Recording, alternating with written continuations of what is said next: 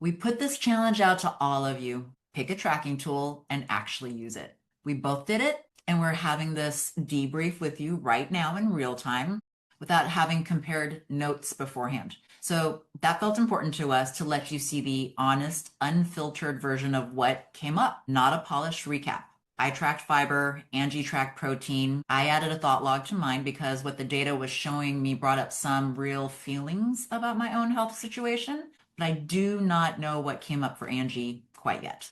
So we're figuring this out together, the same way we are asking you to figure it out with your clients. Angie, how'd you do? What'd you do? Well, so that question is multifaceted, right? And I think that Mhm. this is a good point about tracking. And the reason I say multifaceted is because you could ask me how did I do with the tracking, and how I did with the actual tracking was pretty good. Like I would give myself a B plus, and I can talk more about what I did. But when you're like, well, but how did you do related to the information you tracked? I get an F, right? So Right. we can discuss. And I actually think that one of the things that I wanted to bring up today was how to keep someone motivated to continue to track when the information they're getting is like not good. Like I was like, I don't want to know this protein stat anymore because I don't like what it's telling me. I found myself just having tantrums about Oh. like, oh my God, like, can this just be easier? Can someone just have it mapped out somewhere so I could just like follow someone else's thing?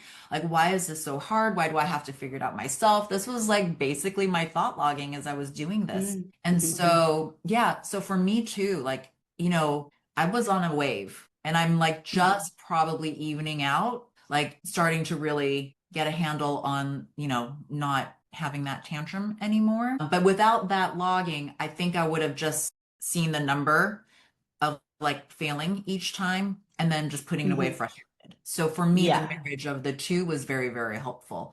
And also the what I wanted to bring up in this conversation was, are you even using your tools that you are assigning your clients? And what is that experience for you? Like when you redo the tool, like do you notice that it is helpful? Would you tweak it now because now you've used it, right? So, or are you just assuming it's still working the way maybe it worked for you 10 years ago or something, right? So, Mm. again, I think if we have some older tools in our toolkit, maybe bringing them back, maybe seeing if they're actually workable, or maybe we even have some new data in the science now that we need to add on to that tool of yours, right? And I also don't want to be just coaches where we're just talking at our people, but like we're really truly coming from experience and we're still using the tool on ourselves. So we can Mm-hmm. really speak from the place of experience. Yeah, I like that. I like that. So I would suggest that we start just for a minute with so the topic of the month was tracking, and we said pick anything. So we can kind of run through some different ways that we ask people to track different information. Just so happens that for this month, Suzee and I both track something related to health. It kind of was inspired by our masterclass with Tommy Orr of the month. But I want to say, like, this isn't really, it is about tracking the health stat that we picked, but it's not really about that. We're kind of just talking about tracking in general. And I think that that becomes important because I want to hear, like, literally what was the mechanism that you used to track your fiber. I'll talk about what the mechanism literally was that I used to track protein. And then I'd love to hear, like, okay, how did you also integrate that into a thought log? And then we can kind of dive into a little bit more of like what are some other maybe brainstorms of like tracking devices that we use with clients. Does that make sense? Makes sense to me. Okay, Yeah. awesome. Do you want to start with what you like physically? How did you track this? Yeah. So chronometer is something that I use often. So it's part of what I use with my clients and on me almost all the time, to be honest. I love following my macros. It's actually fun for me. So I use a scale. Okay. So when I am in the middle of like really trying to figure out if I'm having enough protein or enough whatever, I've got my scale, my chronometer out. So I've got my scale. I've been using it to then take that number from the scale and then entering into chronometer. Is that what you mean? Yeah, exactly. Yep. So then So I put in, Chronometer oh is a yeah. free app that you can have your clients download. It's pretty easy to use. I'll talk a little bit more because I'm not This was I actually used Chronometer as well, but it was really my first time. Like I downloaded it for this challenge. So I'm not as seasoned as Suzee. So I can give you kind of like a beginner chronometer experience. But anyway, keep going, Suzee. I just wanted to interject that. Yeah. Thank you. Smart. And so I was just tracking as I usually do, again, weighing out my food and putting that into Chronometer. And then just to see, the first thing I did was let's just see when I'm eating just regularly how much fiber I'm getting. So I tracked that for a few days, and really the number was low. Like I said, there's a lot of fibrous food I can't have. So I was trying to, and then also using my sheet of like the foods that I can have. But man, did I learn I have to have a buttload Yeah. of like, gosh, broccoli in order to make the whole daily 25 to 30 grams of fiber happen. So then scale Chronometer is basically how I did it. So And then I were you able to change your behavior, meaning like you started to eat more and more and like really, because this is about like first it starts with the knowledge and then you add in like the changed behavior to get you the new outcome, right? Did you find that you were able to do that pretty easily or what happened for you? not at all. Okay, good, because me. So first 3 days, I was like, okay, I'm definitely, smart idea to track that thought, right? So what I did was really at the end of the day, I love to journal, but I decided just really specifically, I wrote it down in my journal at the end of the day, like what was I feeling about the fiber tracking and like how well I did. And the first 3 days was just like, this sucks, right? I can't hit it. I don't know how to hit it. Googled it, try to get, chat GPT to help me. And it was just like this like process of trying to figure it out. And so again, it was just scale, Chronometer, and then the journal. And I think I was still overwhelmed by all the information. Like it was really like you have to have this much broccoli or this much of this thing to have, to eat. And it just felt impossible. And I Mm, felt kind of defeated by like day 5 mm, because then I would actually have a breakout because again, it is because I have if you look into a nickel diet, again, a low nickel diet, it is kind of hard to tell what foods does have a lot of nickel and what doesn't. And just because there's a list of stuff that says what you should and shouldn't eat doesn't necessarily mean some other foods don't have nickel. So again, even just all that information felt overwhelming. So then I actually had to take the process just a little bit further and just really write down like what was really frustrating, like kind of actually journal it more, right? mhm. And that actually helped me kind of switch it, like not just tracking the thought at the end of the day, but like dumping it out. So that for me was like another add-on for my tracking tool. And then in that dump, then I started to realize like, oh wait, I need to make a plan. Like so then what? I'm frustrated. What am I going to do about it? I think I was so frustrated even as a coach. I was like, I still don't know what to do next. I wasn't really coaching myself out of that, right? And that's when it started to shift. But I can't say that it's easy still, Mhm, mhm. Well, let's hear more about you before I Yeah.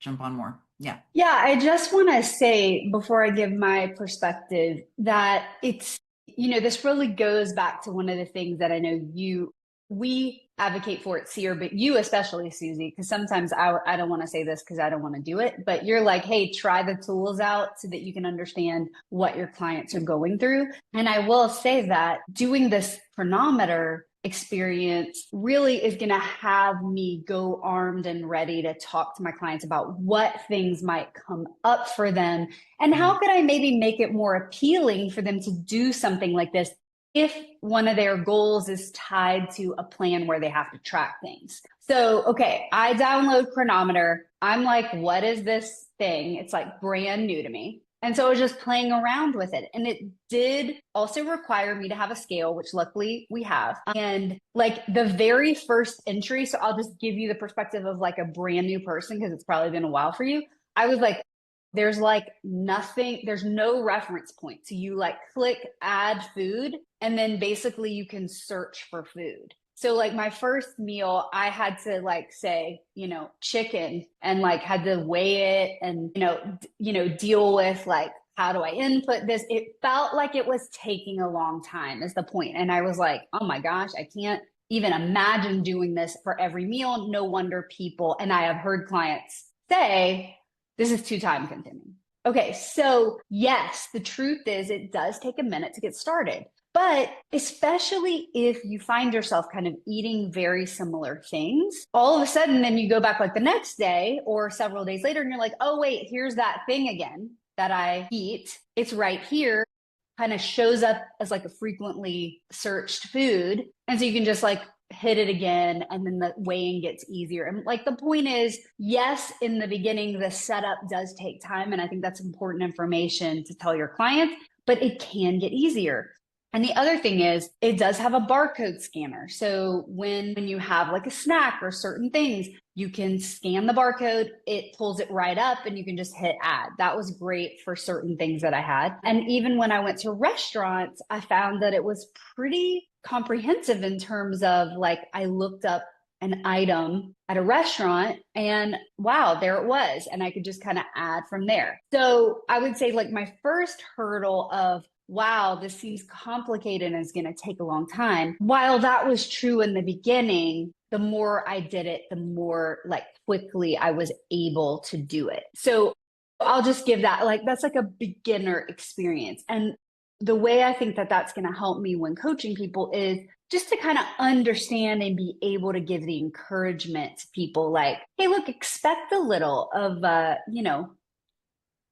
a learning curve. Yeah. And just know that it's gonna get easier. And then to continue to tie it back to why is this information important to me? The truth is I haven't really done the next step, Suzee. I was really just concentrating on like, can I just get a sense of what I'm tracking? So I haven't actually like been like, okay, what does this data tell me now? That's kind of like phase 2. But I just wanted to experience kind of like the habit formation of getting into a rhythm with logging things. And as we always say, just because I was like kind of more conscious of, oh, I'm going to be logging this, I do think I made better choices, just like kind of naturally without even really thinking about it or without even trying. Like it was kind of like, oh, wait, like my protein seems low. Like what? Maybe I'll eat a little bit more of this thing. Like that wasn't even totally conscious of a decision, but I found that I was like my decision making was impacted by the data I was seeing in real time. And such valuable information, right? Because I have forgotten what it's like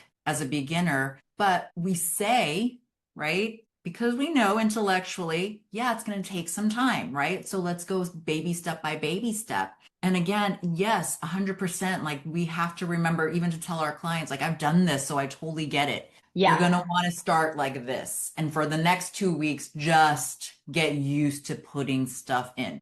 Yeah. And then we'll talk about what's next, right? It really does take that like baby step, 1%.